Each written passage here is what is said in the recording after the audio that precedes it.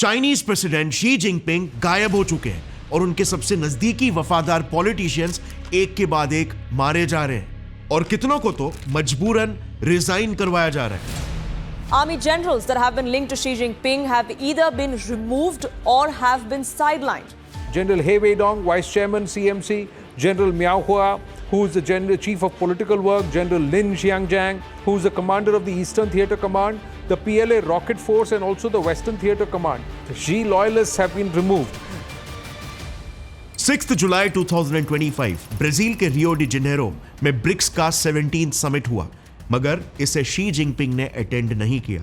यह एक बहुत ही बड़ी घटना है क्योंकि आज तक ऐसा कभी नहीं हुआ कि शी ने या उनके पहले के कोई भी चाइनीज प्रेसिडेंट ने ब्रिक्स के इस समिट को अटेंड नहीं किया हो। मगर यह कोई इकलौता इंसिडेंट नहीं है। 21 मई 2025 वो आखिरी दिन था जब शी को मीडिया में स्पॉट किया गया था, क्योंकि इसके बाद अगले 12 दिनों के लिए वो मिस्टीरियसली गायब हो गए। This will be the first time in 12 years that Xi Jinping will not be part of the summit. No mention of him in the Chinese mainstream media. Unusual disappearance from public view between the 21st of May to the 5th of June. Where is President Xi Jinping? पूरे China में वो एक बार भी नहीं दिखे until 3rd जून 2025।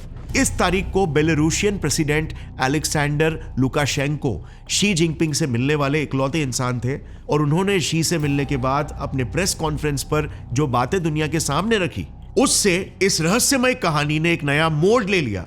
President Alexander का यह कहना था कि शी कोई प्रेसिडेंशियल पैलेस में नहीं बल्कि एक छोटे से घर में रह रहे थे, जहां ही उन्होंने अलेक्जेंडर के साथ अपनी ऑफिशियल मीटिंग को कंडक्ट किया। उनका कहना यह था कि ऐसा इतिहास में पहली बार हो रहा होगा कि उन्होंने ऑफिशियल गवर्नमेंट पैलेस को छोड़कर एक छोटे से घर में देश के प्रेसिडेंट के साथ एक मीटिंग की हो। उसमें भी जी के साथ उस पूरे मीटिंग में कोई सरकारी ऑफिसर्स या ट्रांसलेटर्स तक नहीं थे, जो कि आमतौर पर उनके साथ होते हैं। एंड फाइनली प्रेसिडेंट अलेक्जेंडर ने जी की सेहत के बारे में भी एक बहुत ही विचित्र चीज ऑब्जर्व की।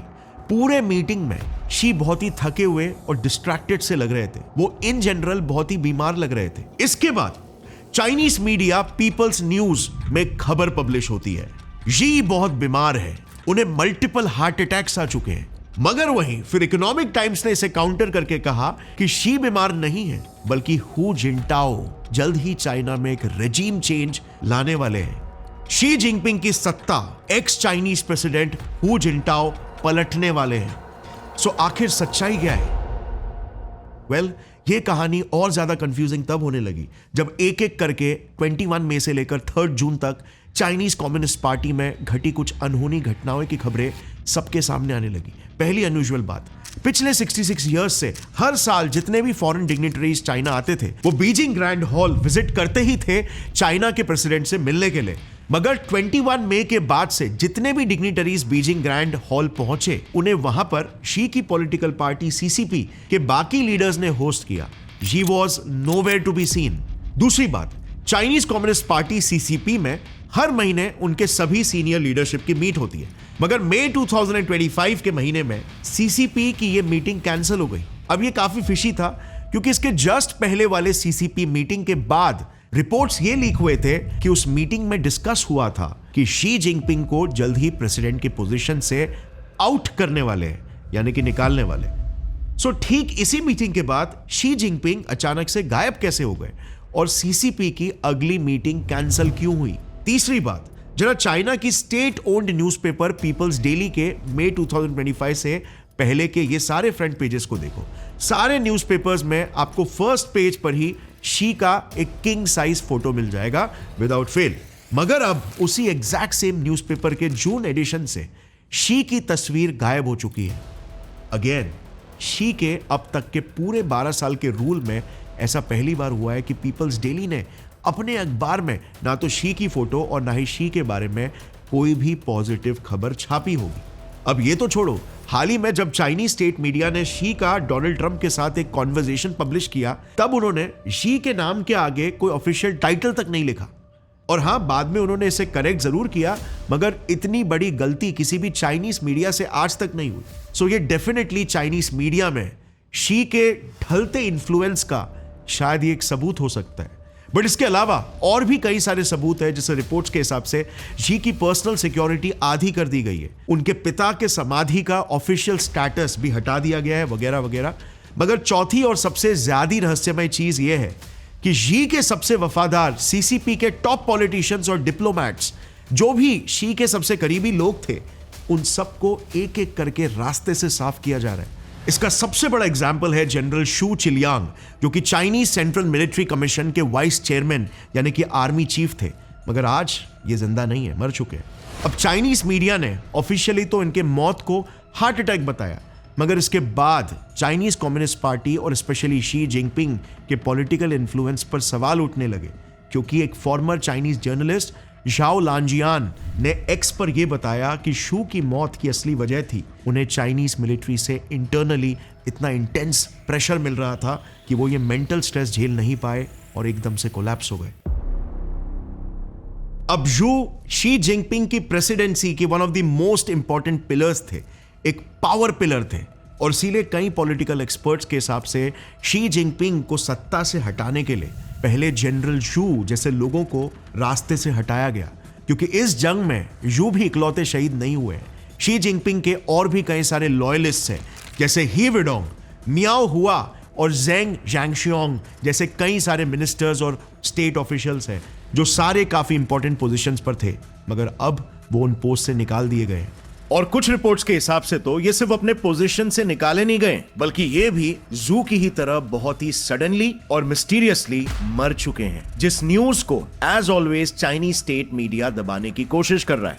और मेरे हिसाब से ये सबसे बड़ा प्रूफ है कि चाइनीज कम्युनिस्ट पार्टी के अंदर कुछ सीरियस मिसमैनेजमेंट, पावर स्ट्रगल और शिफ्ट ऑफ पॉलिटिकल विल चल रहा है। और देखा जाए तो ये चाइना में कोई नई बात बिल्कुल भी नहीं है। Let me explain. ये है जेनिफर जेंग, जो चाइना के डेवलपमेंट रिसर्च सेंटर की एक रिसर्चर रह चुकी है, लेकिन अब वो एक जर्नलिस्ट है बेस्ड आउट ऑफ यूएसए। सो उन्होंने ना रिसेंटली एक रिपोर्ट पब्लिश की, जिसमें उन्होंने ये बताया कि अभी शी के साथ जो भी चीजें हो रही है, ये चाइना में कोई भी नई बात नहीं है। ये ऑलमोस्ट हर एक प्रेसिडेंट के साथ हो चुकी है जब उनका अंत नजदीक होता है। जेंग का यह कहना है कि सीसीपी अपने किसी भी लीडर को एक झटके में पोजीशन से नहीं उतार देती, बल्कि वो हमेशा धीरे धीरे करके उस लीडर का पॉलिटिकल इन्फ्लुएंस कम करके उसे जनता के सामने इररिलेवेंट बना देती है। फॉर्मर चाइनीज प्रेसिडेंट हुआ गुआफेंग के साथ भी यही हुआ था। हुआ डेंग जियोपिंग के इकोनॉमिक रिफॉर्म्स के खिलाफ थे, मगर डेंग के पास सीसीपी का हैवी सपोर्ट था, और इसीलिए फिर 1978 से हुआ को भी बिल्कुल शी के ही जैसे पब्लिक अपीयरेंस से गायब कर दिया गया। उनका पॉलिटिकल कंट्रोल भी विथ टाइम काफी लिमिट कर दिया गया, एंड फाइनली वो सिर्फ एक सिंबॉलिक फिगर ही बन के रह गए।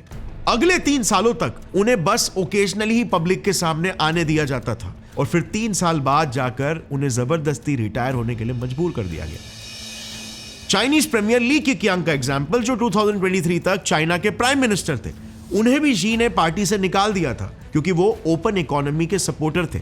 ली का भी पब्लिक अपीयरेंस को कम कर दिया गया, लेकिन फिर भी निकाले जाने के 6 महीने बाद तक वही प्रीमियर थे। बट इंटरेस्टिंग चीज ये है कि शी जिनपिंग का केस ना थोड़ा सा अलग है। मतलब अगर आपको याद होगा तो शी को तो प्रेसिडेंट फॉर लाइफ बोला जा रहा था। मतलब पूरी दुनिया ये जानती थी कि शी जिनपिंग का चाइना पर इतना स्ट्रांग होल्ड है कि सिर्फ कोई गंभीर बीमारी या उनकी मौत ही उन्हें चाइनीज प्रेसिडेंट बनने से रोक सकती है। सो क्या शी के मिस्टीरियस डिसअपीयरेंस के पीछे यही वजह तो नहीं है? मतलब if you look at it, कई रिपोर्ट्स ऐसा भी दावा कर रहे हैं कि शी इतने बीमार है कि उन्हें मजबूरन प्रेसिडेंसी को छोड़ना पड़ रहा है। सो क्या ये बात सही है? वेल, 9 जून 2025 के दिन रशियन फॉरेन इंटेलिजेंस सर्विसेज ने गवर्नमेंट ऑफ रशिया को चाइनीज कम्युनिस्ट पार्टी पर एक इंटरनल रिपोर्ट सबमिट की। उस रिपोर्ट में यह मेंशन था कि शी जिनपिंग को फ्रीक्वेंट हार्ट अटैक्स आ रहे हैं और उनकी हेल्थ क्रिटिकल स्टेज पर है। इसके बाद 28 जून को न्यूयॉर्क पोस्ट के इस आर्टिकल ने ऐसा क्लेम किया कि शी की बिगड़ती हेल्थ की वजह से अगस्त 2025 में होने वाले सीसीपी मीटिंग में ही शी अपना रेजिग्नेशन देने वाले। पीपल्स न्यूज ने भी सिमिलर रिपोर्ट ही पब्लिश की कि मई मंथ के एंड में 2 हफ्तों के लिए शी गायब हो गए थे, क्योंकि उनकी तबीयत बहुत ही खराब हो गई थी। इस न्यूज़पेपर ने तो यह तक कह दिया कि शी की हेल्थ की वजह से अब उनकी पार्टी सीसीपी में एक मैसिव पावर स्ट्रगल शुरू हो चुका है, इस बात को लेकर कि अगला प्रेसिडेंट कौन बनेगा। और मैंने तो आपको सिर्फ 1-2 रिपोर्ट्स ही बताए, लेकिन आप एक सिंपल से गूगल सर्च भी कर लोगे ना, तो आपको ऐसे अनगिनत न्यूज रिपोर्ट्स मिल जाएंगे जो दावा कर रहे हैं कि हां, जी इज क्रिटिकली इल। अब देखा जाए ना तो पास्ट के चाइनीज प्रेसिडेंट्स में यह भी एक पैटर्न रह चुका है। इनफैक्ट न्यूयॉर्क टाइम्स के हिसाब से चाइना के सबसे फेमस लीडर डेंग जियाओपिंग भी जब बीमार पड़े थे तब उन्हें भी बिल्कुल जी के जैसे ही पब्लिक की नजरों से धीरे धीरे करके मिटाने की कोशिश की गई थी। सो क्या जी के केस में भी ऐसा ही कुछ हो रहा है?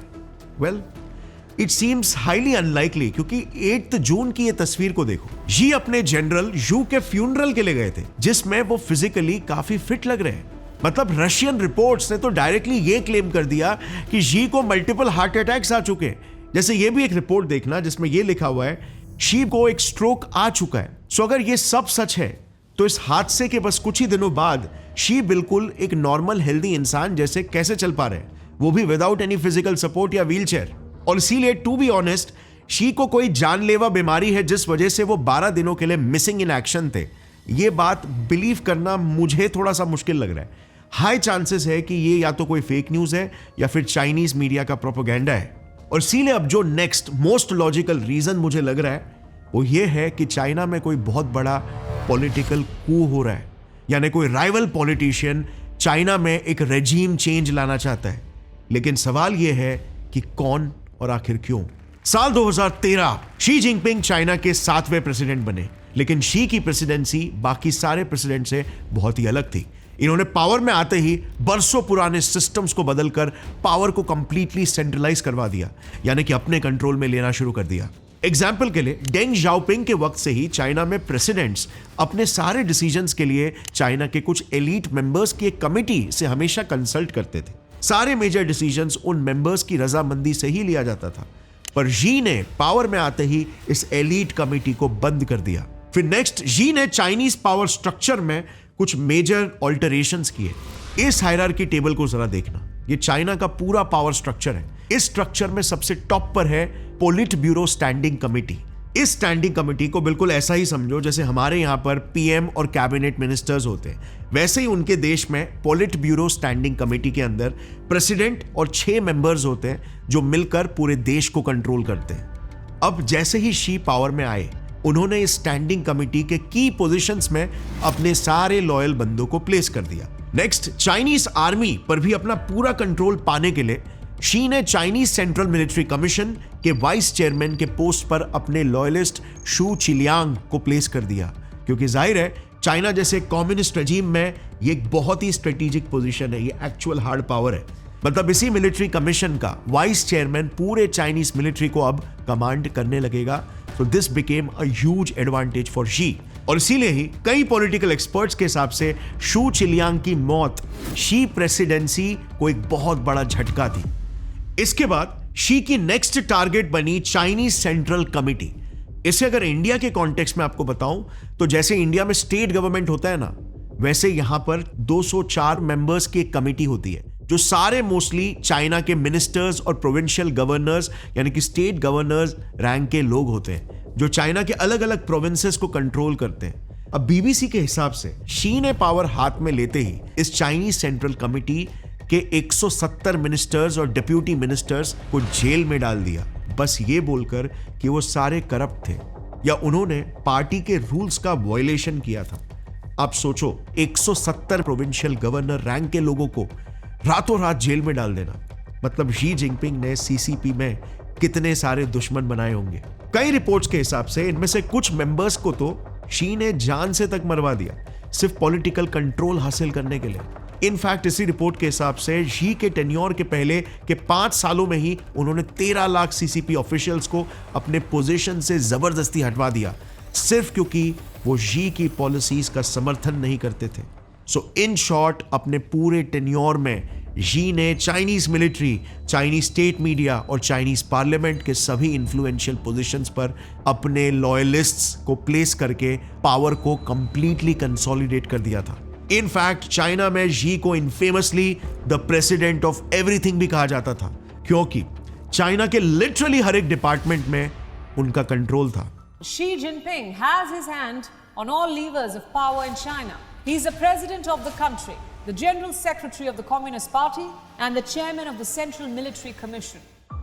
लेकिन मेरे हिसाब से शी रेजीम का मेजर टर्निंग पॉइंट आया 2022 में, जब उन्होंने फॉर्मर चाइनीज प्रेसिडेंट और अपने प्रीडिसेसर हु जिनटाओ को सीसीपी के एक भरे हुए मीटिंग से ह्यूमिलिएट करके बाहर निकाल दिया, वो भी लाइव मीडिया के सामने। और चाइनीज मीडिया ने इसका रीजन क्या बताया? हु जिनटाओ को पकड़कर बाहर इसीलिए निकाला गया क्योंकि वो बीमार थे। Now how does this make any sense, specially तब जब उससे कुछ मिनटों पहले ही आप देख सकते हो हु जिनटाओ अपने बाजू वाले पर्सन के साथ कुछ फाइल इधर उधर कर रहे हैं, कुछ फाइल को कोई मुद्दा निकालने वाले शायद मीटिंग में, ऐसा फील हो रहा है। बट शी के प्रेसिडेंसी का ये एक मेजर टर्निंग पॉइंट था, क्योंकि हु कोई कमजोर लीडर नहीं थे, वो चाइना के फॉर्मर प्रेसिडेंट थे और सीसीपी में टुआन पाई यानी कि पूरे यूथ लीग फैक्शन को लीड कर रहे थे। मतलब शी ने ऐसा करके सिर्फ एक अकेले लीडर से नहीं बल्कि एक पूरे पॉलिटिकल फैक्शन से ही दुश्मनी मोड़ ली, और वो भी एक इन्फ्लुएंशियल फैक्शन से, एक ऐसा फैक्शन जो चाइना का भविष्य है, क्योंकि टुआन पाई यानी यूथ लीग फैक्शन वही लोग थे जो हु जिनटाओ के टाइम इतने पावरफुल थे, जिस वजह से हु जिनटाओ पावर में आ पाए।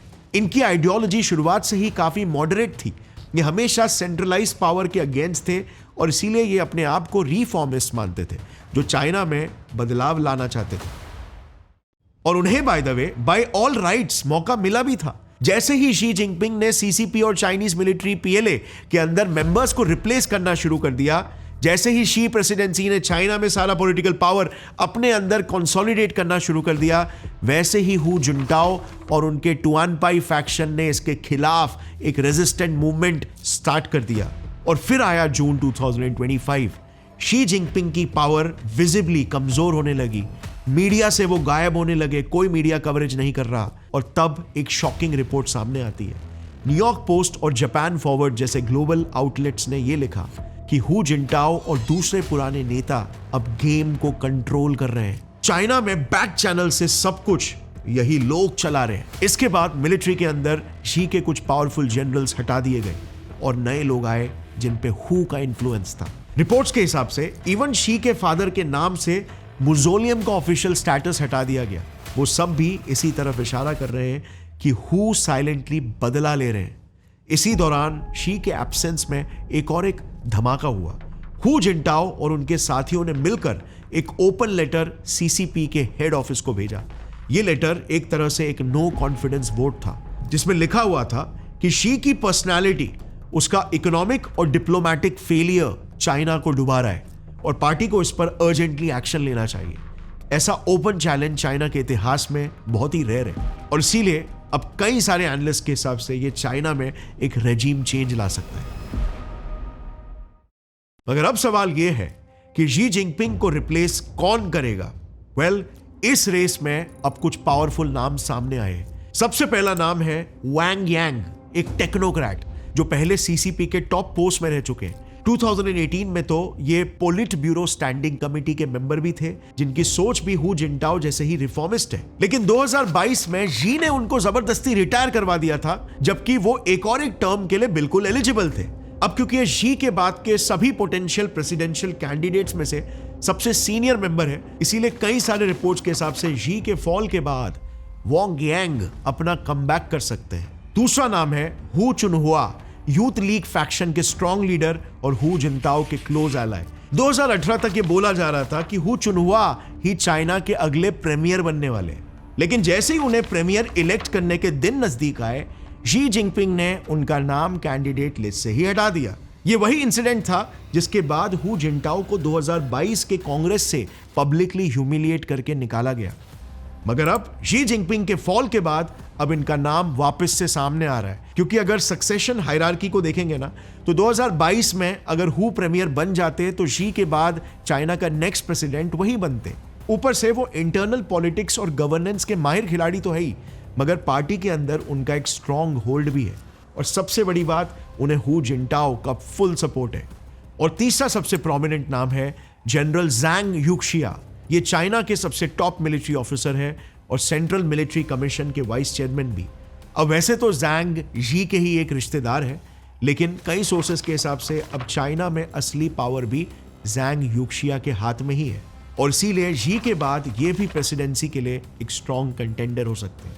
अब इस चीज पर थोड़ा सा गौर करना आप, जब भी एक डिक्टेटरशिप गिरती है तो सिर्फ एक इंसान नहीं गिरता बल्कि एक पूरा सिस्टम कोलैप्स हो जाता है। और अगर शी जिनपिंग जा रहे हैं तो सवाल सिर्फ यही नहीं है कि चाइना का अगला लीडर कौन बनेगा, सवाल यह भी है कि अब चाइना किस दिशा में जाएगा।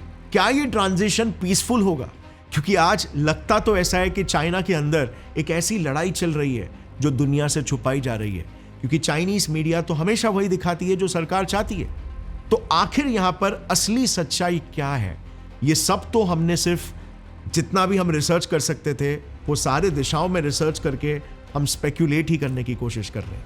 वेल, असली सच्चाई जो कुछ भी होगी वो सभी के आंखों के सामने बहुत जल्दी आ जाएगी।